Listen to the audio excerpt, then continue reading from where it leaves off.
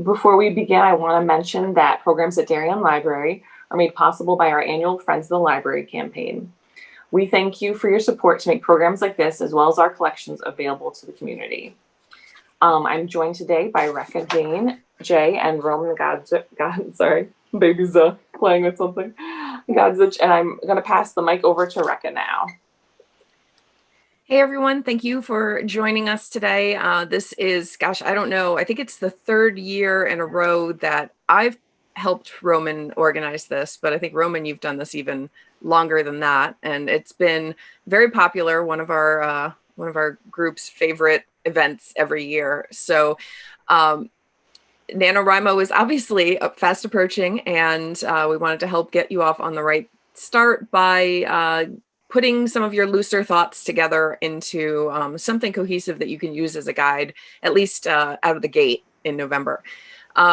So Roman is one of our longest joined members, predates me, and he's adding to the illustrious mustache this year with a nice quarantine beard. And so you'll know his face if you've been to many of our write-ins. He comes to most of them.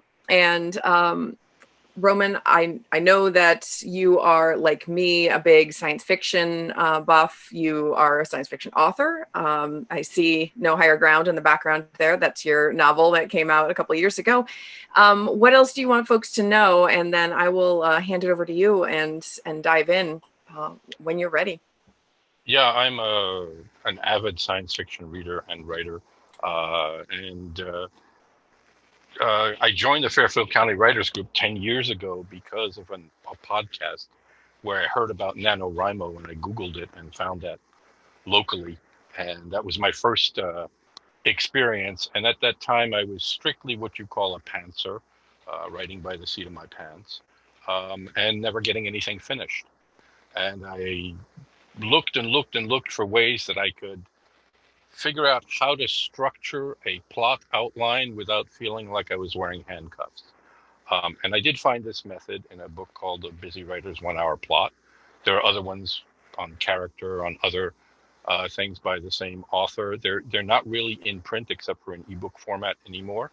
And I took it and worked with it and came up with this this basic workshop, which this is, I think, the 8th year I'm doing it in terms of that. If we get started, I'll talk about exactly what we're hoping to get done today. Great. I know we've got 20 something people. Did you want to go, if we were in person, we'd go around the table and introduce everybody. I'll leave it up to you. And, you know, if you want to, then people still, of course, have the option of just sitting quietly if they're not comfortable sharing. But, you know. Yeah, I think what we'll do is we'll get the whole show on the road.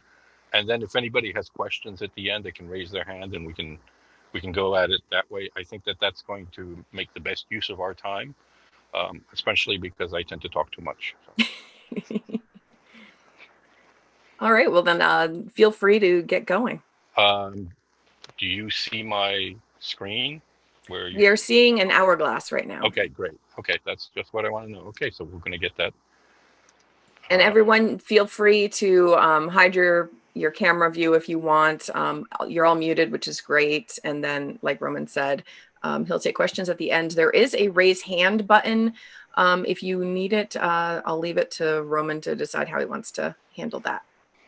Okay, so what you want to do now before we get started is you're going to be working during this workshop. You're not just going to be listening.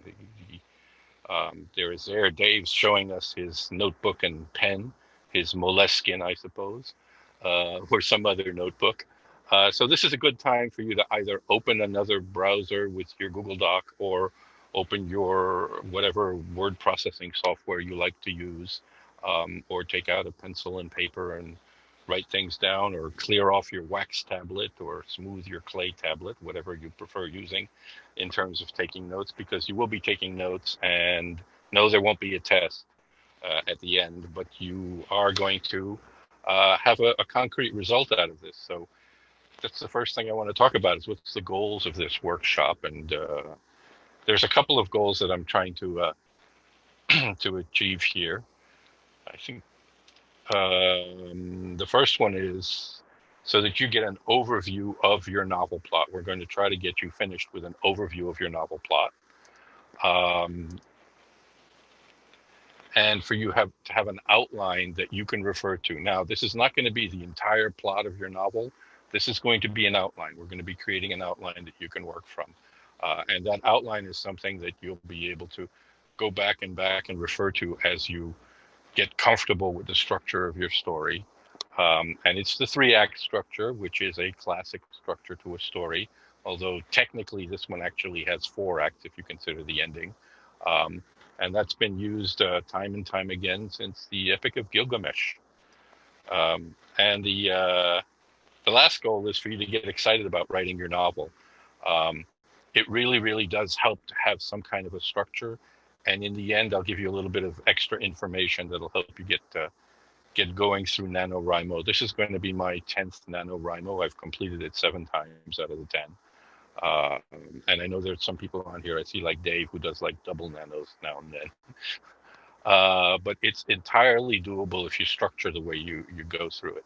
The real goal of NaNoWriMo is not so much that you write a ton, it's that you learn that you can write a ton. And that's really the goal. It's that you learn that you can have the personal discipline to write so much about it.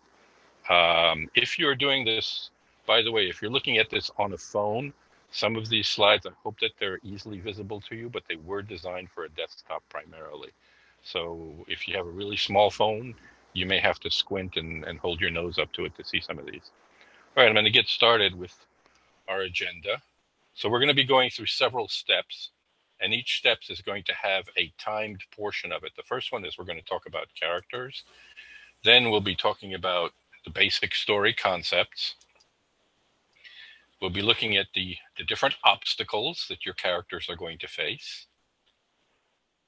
Then the final challenge, and I know everybody just had the final countdown going off as an earworm with that. Then we're going to do a little cleanup step, and then finally a bonus steps where I'll talk to you about how to avoid the dreaded blank page stare, that deer in the headlights look that we often get when we sit down to write. So I'm going to give you a few hints and tips as to how you won't face that, or not as much. All right, step 1 is going to be a 10-minute exercise, and I'm going to explain to you what the exercise is. And then for each of these steps, I'll be running a timer. I've got a little kitchen timer on my phone. I hope it works for things other than hard boiling eggs. And I'll give you a little bit of warning as the time gets down to each one of these. So the first step is going to be our character step, and it's a 10-minute one. And what I want you to do is we're going to give you 4 different things that I want you to write about characters. You can do up to 4 characters. You may have many more characters than that. My first published novel, No Higher Ground, has a lot more than 4 characters. And some books have only 2 characters. Ostensibly, romance novels are generally 2 characters, sometimes 3, in terms of that. So depending on the type of book that you're writing, you'll have to pick as many characters as you want. But and out of those, you've got to pick which one will be your main character. I can use terms like protagonist and antagonist and others, but I like main character because that's generally the one that the story is focused on. So for each one of these characters, this is what I want you to write down.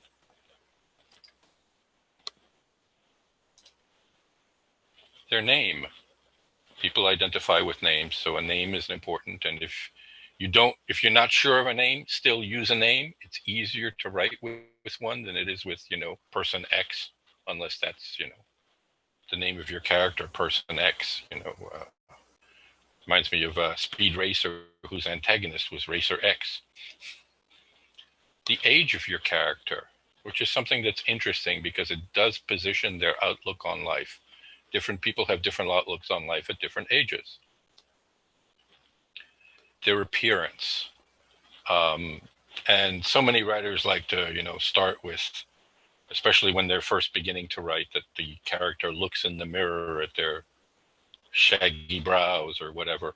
But that's not necessarily what's vital in appearance. Appearance can be all kinds of things. Appearance can look things like limps. Appearances can be things like the fact that when they look at themselves in the mirror, they see their faces unbalanced and are unhappy with it. Their appearance matters to them, and it obviously matters to others. But if you pick their appearance, if you're having trouble selecting an appearance, think of it this way. If a famous actor was playing your character, who would that actor be? And that will give you some notion on appearance. And then the last line is a phrase or sentence that describes their personality or character trait. And that personality or character trait has to be germane to their story. It has to be something that's important to their story. You know, if that they limp, but limping doesn't mean anything about their story, that's not really useful for you. So you want to pick something, and this is for each of the characters, some way that you know it's them. If limping is important to their story, that's great, because then later on you can say, you know, that another character heard a distinctive limping step into a room, and then you would identify that character that way. So some personality trait, it may be that they like to suck their teeth. It may be that they have a lisp. It may be that they tend to wipe their brow or something like that, but something that is a character trait. And the reason for doing this is it makes them more real. Even though it can often feel like it's something that you're going to repeat in the story, it makes them more real to have a trait. And it's funny because the impression of reality is often more important than actual reality. You know, if you look at all of your friends that you know, you might pick certain personality traits about them, but you probably don't think of them in those personality traits most of the time. Okay, we're going to give you 10 minutes for this. I'm going to start the timer, and I'll let you know when we're getting close to the time limit. Ready, set, go. Okay, time's up. All right, I hope everybody got at least some characters out of this. This is the easiest step in the process. We're going to do a little more thinking in the next steps than in this. Now, that being said, remember, you're not trying to write your novel now. That's not the goal of this workshop. The goal of this workshop is you're not even building the bones yet of the novel. Imagine you were Michelangelo and you wanted to come up with a statue of David. You might do a few drawings first before you started chipping away at the marble. But the first thing you probably do is go to the quarry and see how big a piece of marble can I get to do this. And that's kind of what we're doing here is you're heading to the quarry. So it's even before that structure. Now, that being said, moving to the next step, and the step 2 comes in 3 different parts. And I'm going to walk through each of those 3 different parts. And as I walk through step 1, step 2, and step 3, or part 1, part 2, and part 3 of this step, I'm going to show you what they involve. But I have a slide at the end of this that I'll leave up so that you can refer to it. So don't panic if you're not taking notes while I'm going through each one of these. I'm going to talk through each one, and then I've got a slide I'll leave up so that you can have it all there at once. Okay? So step 2 is all about the story concepts. And the first thing that you're going to do is what the story questions are. So you're just going to write 1 sentence for each one of these. In the first part of step 2, you're going to write a sentence for what's the inciting incident? What got started? Did Gandalf show up at Bilbo's house? Did someone burn down Luke Skywalker's uncle's house? What started them on this journey? What's the incident that occurs that forces your character to start their journey in this? And it's got to be some kind of incident that creates that beginning. And it's best if they can't step away from it, because if your reader is there and says, oh, well, they could have just forgotten about that and never followed up with it, it makes for a less enticing story. So the next question that you're going to answer here is, what does the main character want or need? Often what they want and what they need are not the same thing. Okay? So you've got to remember that. That's an important thing. You might want to write down both of them. This is what they want, but this is what they need. So, let's see. Bilbo Baggins wants to stay home and have tea, but what he needs is to expand his horizons. Okay? And those two are diametrically opposed. But without both of those, the story doesn't really exist. So how do they intend to get what they want? They usually are not setting out to get what they need. They will probably get it. They might not, because that might be the story of your story. But how do they intend to get what they want? What's their basic plan? What's their basic idea? And then especially in terms of the beginning, the inciting incident. And then what's at stake? What happens if they don't get it? There has to be something at stake. Could be the end of the world. It could be something very, very simple. It could be that they feel unfulfilled, that romance will never show up in their life. It could be all kinds of things. But there has to be something at stake. And that something has to have an emotional resonance, both with your main character and with your reader, that your reader understands that it's something important at stake, or at least important enough to their main character that they want to find out what's going to happen next. The next part is the opposition, your antagonist, your opponent. And I want one step for each one of these. Who or what is opposing your main character? There are stories where the opponent is nature. There are stories where the opponent is the character themselves. There are stories where the opponent is, and we love these people, villains. Villains are always great. I saw someone on Facebook who this week posted a question about, how do you write a villain that's not cartoonish? What can you describe about them so that they seem real? And I started to think about, what do we really like in a good villain? I think a lot of it comes down to pride or arrogance. And when I thought about it, I thought a good villain is somebody who thinks that they are the hero and never questions it. Good people question whether they're good or not. Evil people think that they're right and never question it. And that's something that falls in there. Now, that being said, remember that every villain thinks of themselves as the hero of their own story. And every story can be told from the point of view of their villain. One of my favorite stories like that is about a young boy who loses his parents and discovers that he's very, very talented in many, many ways, and grows up to become one of the most important people in a gigantic empire, only to have his estranged son show up and destroy everything he's ever built. And this is the story of Darth Vader, or as I like to call him, Little Orphan Annie. That's who he is. That's what he sees it from his point of view. He's always been trying to structure himself and try to do what he thinks is right. And even when he makes mistakes, he doesn't really admit them as mistakes. He thinks that he's still right in some ways, up until the end when he gets redeemed, so to speak, in this particular story. But villains are doing something because they think it's the right thing to do.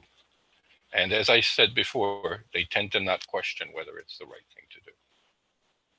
The third part in this thing is the different types of conflict types. So you're going to choose one or more and describe in one sentence what is the conflict type that is in here. Is it and these are the basic three. Is it inner conflict? Is it the person against themselves? Is it the force of nature, man against the universe? Or is it man against society, other people? And almost all conflicts can be broken down into one of these three. So think about, you might have all three of these conflicts at some point in your story, but think about which one is the one that's really going to be overarching, the one that's going to be the main conflict in here. And describe it in one sentence. So we're going to get 15 minutes to do these 3 parts. And here's the slide that shows all 3 of those parts as promised. So you've got that up on your screen. I don't know how big that is and readable, how that is on a phone. I hope it is in terms of that. But I'm going to give you 15 minutes to set this up. This part takes a little more thinking than we had in the previous part, but each part along will also take more thinking. So that's just the way life is. And this thing is not made for big fingers. Few things in life are. Okay, ready, set, and we'll begin.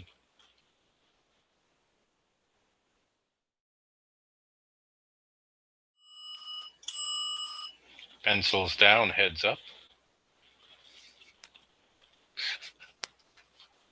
It feels like we're back in school to some extent. Okay, moving on to the next step. So what we've been doing so far is actually just laying groundwork.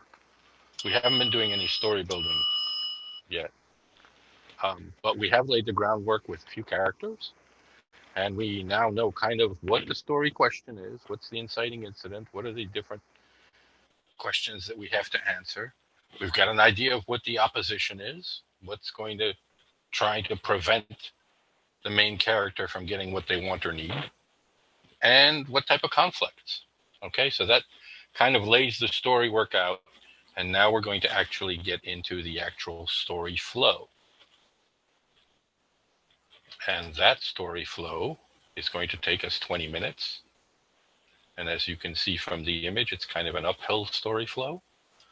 And we're going to talk about it in terms of obstacles. So one way to think of each of the 3 acts is to think of it as an obstacle. And each obstacle should kind of lead into the next obstacle. So they should each get harder and harder for the main character. And I want you to use just one sentence to describe these aspects for each of the obstacles. So since there are going to be 4 aspects for each obstacle, you're going to wind up with 12 sentences. And this takes 20 minutes because it takes a little more thought than we had before, especially because now you're going to have to think in terms of timeline. And your timeline doesn't have to be linear in terms of how these obstacles are. There are lots of stories where that bounce back and forth in time. Think of a movie like Pulp Fiction, where the story bounces back and forth in time as the way it's told. But the actual story does develop in a logical sequence. So here we're going to talk about it from that logical sequence point of view. So for each obstacle, 1, 2, and 3, I want you to describe what the obstacle or the challenge is. One sentence. So describe what the obstacle is, for your main character. Then describe how your character responds to this obstacle. Okay? Maybe they're gung-ho, maybe they're reticent, but they have a response. And that response leads to an action, or is an action.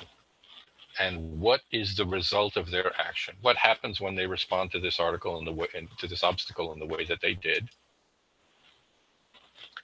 And what do they plan on doing next? So you're going to define the obstacle, you're going to define their response, then you're going to say what's the result of their action, and what are they going to do next? Now, in most stories, though not all, in most stories, their response and their action to the obstacle is often going to create the next obstacle.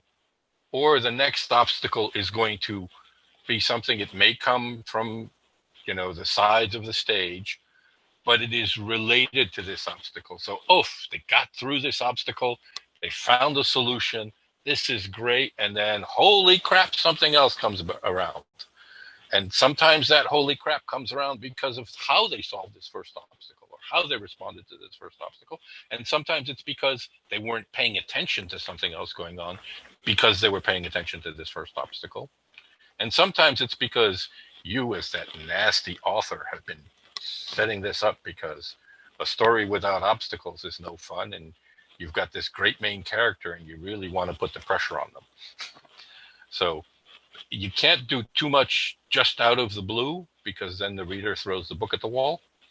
But if you think about it at this point, what the 3 steps are, and this is what we're going to do in the next 20 minutes, and see how you can connect them together. And you're just going to do this in 4 sentences for each obstacle. That's it. But it's going to take some thought. So I'm going to give you 20 minutes. We're almost halfway through. I'm going to give you 20 minutes, and we're going to get going now.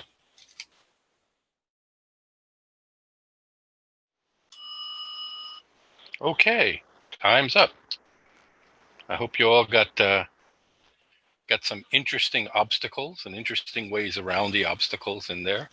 One of the reasons this workshop works is, although it's human nature to try to do things the way that you want to do them, and that's probably the reason why so many beginning writers are pantsers, it is also something that we are taught in our educational system is to follow instructions. And when we are given instructions, we tend to say, okay, I have to follow these instructions to do it because we've been trained to do so. Now, the fact that I'm giving you instructions is helping you create instructions that you will follow for yourself. So actually, this process is you building the instructions for you to follow when you're writing your novel. And now we're going to go on to the next step, the end, my favorite part. Knowing what the end of your novel is, in my opinion, is the primary difference between a pantser and a plotter. The plotter knows when they're going to finish. The plotter knows when this is going to end. The pantser generally doesn't. The end sneaks up on them, or sometimes they just get tired of it, or sometimes, as some artists have said, a work is never completed, it's merely abandoned. So knowing the end is a great thing when you're writing a novel because it tells you where you're writing to. And sometimes having that end in ready ahead of time tells you, oh, I got to make sure I get this in the story because I have to get to that ending. And it's a very helpful thing. So the end generally is, as we call it, the final challenge. It's when you really raise the stakes. It's when you can really raise the tension. This needs to be the hardest obstacle.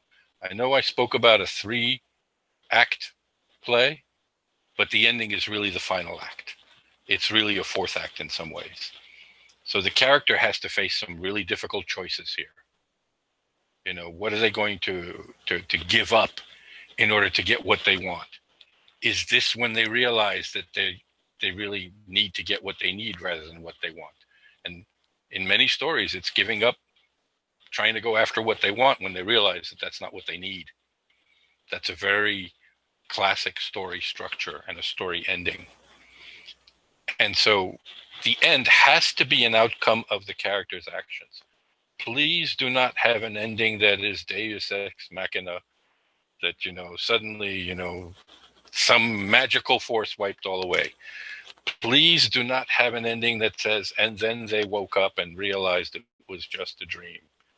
And that you were there, and you were there, and you were there, and all I wanted to do was come home. Those are terrible endings.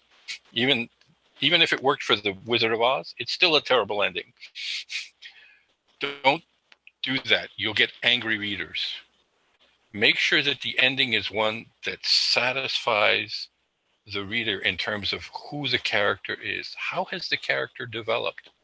What is the arc from what their inciting incident was to what they learned in this position? And often that involves the character learning about themselves. People like stories with characters who learn about themselves because that makes us all hopeful that maybe we can learn about ourselves. In terms of that, might be delusional, but it might still makes us hopeful. So you're going to write one sentence for each of these things here. And this is going to be just 10 minutes. So number one, the nature of the obstacle or the challenge. So you already know how to do that. We practiced that. So you're going to write the nature for the final challenge here. What is at stake? Once again, the stakes need to be high in this. The end of the world. That's a good stake. Or something that's the end of their world.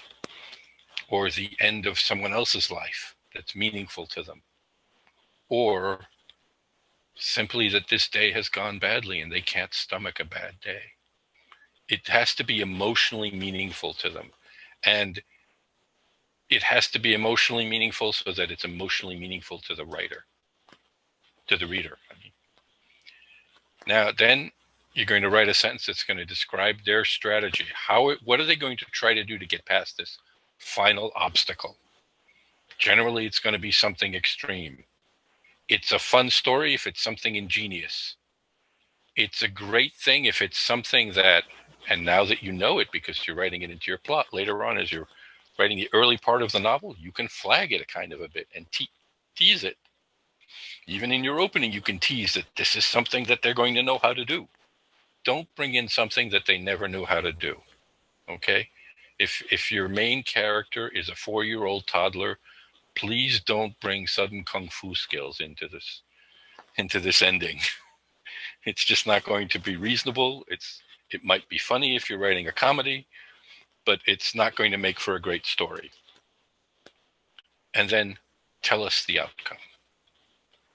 You can tell us here. Later on, you're going to show and tell is a whole other different topic, which is not for this plot outline. But tell us what the outcome is. What is the ending? What does it happen? It doesn't have to be a happy ending. In classical Slavic literature, whether it's Russian or Czech literature or Polish literature, the hero dies at the end. And there's a very important reason for that in those cultures, in that the hero dies because there is no such thing as happily ever after in that culture. If the hero doesn't die at the ending, they're eventually going to fall from that state of grace and become a lousy bum. So since their stories don't want the hero to become a lousy bum, they tend to end with the hero dying in their greatest moment of glory. It's a very different cultural approach than we have in the West in terms of that. But you need to know the outcome. And when you know all of this, this is what's going to make you a plotter. And this is going to be so helpful in putting together your story as you're writing it. Right? We get 10 minutes for this. And this is our second to last countdown step. So you've done a great job just hanging in there to this part.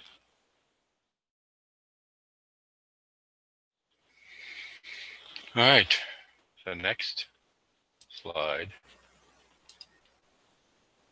which we're going to do for 5 minutes, starts with taking a deep breath. And this is also important when you're writing. It's time to inhale. See that little thing that says inhale courage, exhale fear. So taking a deep breath, this is a good time to stop and look at what you've written so far. Essentially, or ostensibly, which is a great word to use because it has skeletal origins, you should have a plot outline for your novel. You've got an idea of who the main characters are. You've got an idea what the story questions are. You've got the 3 major obstacles, how they're going to be faced, how they're going to be overcome, and then the final obstacle to the story and how they're going to match it. That essentially is your plot outline in terms of structure. It's a hard thing to do on your own, but doing it in a structure like this tends to make it easier to work when somebody's telling you to do it. It just seems to happen that way. So the next thing we're going to do for the 5 minutes is you're going to read through what you've written so far, see if it makes any sense, see if there's anything missing out of there. Lord knows I do that all the time. I miss words, and I'm thinking things and they never get to the paper or to the screen that I'm thinking. Clean up anything that looks incomplete. If you didn't have time to finish in some area, add a sentence or something like that. And if you need to add a sentence or 2, this is a good time now. Just 5 minutes, and then we'll be wrapping it up with some ideas on how to get yourself writing and keep yourself writing. So 5 minutes cleanup.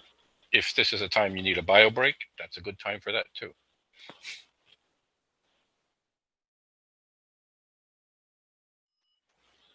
Okay, your plot is done. You have spent the last 90 minutes or so putting together a great plot. So you've got everything that you need to really get started. Almost everything. Now, plotting is not writing. World building is not writing. Character creation is not writing. Writing is writing. But this is a really important part to get you starting, especially if you're doing NaNoWriMo. This will really, really help. That being said, I promised a little bonus to help avoid having that blank page stare, because even once you have this plot, when you sit down to write, sometimes it's hard to say, well, what do I do next? Most people, if this is the first time you've ever put together a plot, and this is the best plot you've ever put together so far, or the most complete plot that you ever put together, you probably feel like shutting this Zoom meeting off and starting to write, because there's a certain emotional high that comes with that, which is great. You can. But I'm going to give you a few pieces of advice that are going to keep you going, because you may not get that feeling every time you sit at the keyboard. And here's a couple of things that will help you. So the key to keep going and writing is to separate story brainstorming and story writing. Don't do both at once. When you do both at once is where you write yourself into a corner. When you do both at once, it's where you get paralyzed because you don't know where you're going, so you can't write. And if you separate the two, brainstorm at one time, write at another, but always brainstorm first so that you have an idea of what you're going to write about. It actually helps the writing process come through. So before sitting down to write a chapter, here's my advice. Write 3 to 5 sentence synopsis of what will happen in the chapter. And it's even better if you do that the day before. So include where does the chapter opens, who's in it, what occurs, and how the chapter ends. And write a little synopsis saying, chapter 1, this is what happens in chapter 1. Chapter 2, do this for that, and do it for your first 3 chapters before you sit down to write. And having this kind of like flow that you can refer to, and you know how this is going to fit into your plot now, having that you can refer to, and every time that you kind of get lost when you're brainstorming, go back and take a look at your plot and say, what's happening next? How do I keep having these obstacle builds? What am I doing with the obstacles? What's this character style? What's their way to respond to this? You've got all of those kind of story questions written out. And if you do this brainstorming session separately from the writing sessions actually go much, much better. But if you sit down to write and say, what am I going to write about now? That's where you get that the wonderful deer in the headlights look that this woman has. And the reason it works is you've already got specific goals when you're sitting down to write. And that makes it easier to write. So the plot should guide you through these. This is what I've been saying, actually. And that's going to help you instead of this blank page. Another practice that helps, and I got this from Dave D'Alessio, who's on here. I think this is the 7th time you're doing this plot workshop that I see you on these. He's holding a big thumbs up card.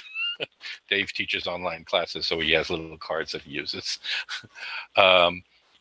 And something must be good in this because you keep coming back to them, Dave, in one form or another.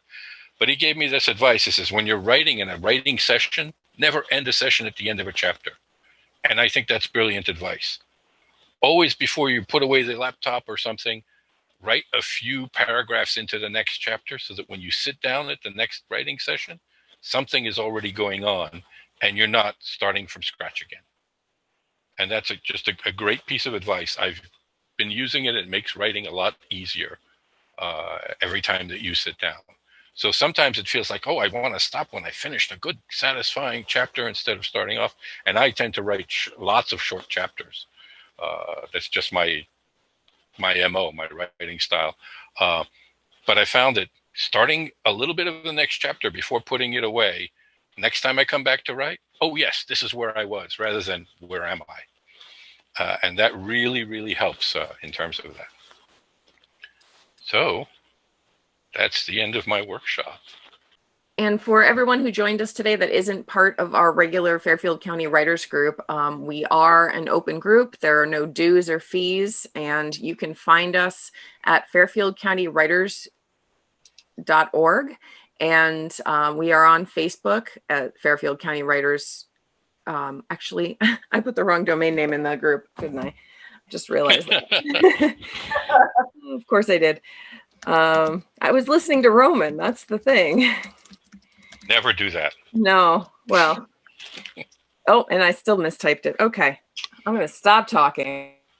The greatest thanks I could get is seeing your guys' novels.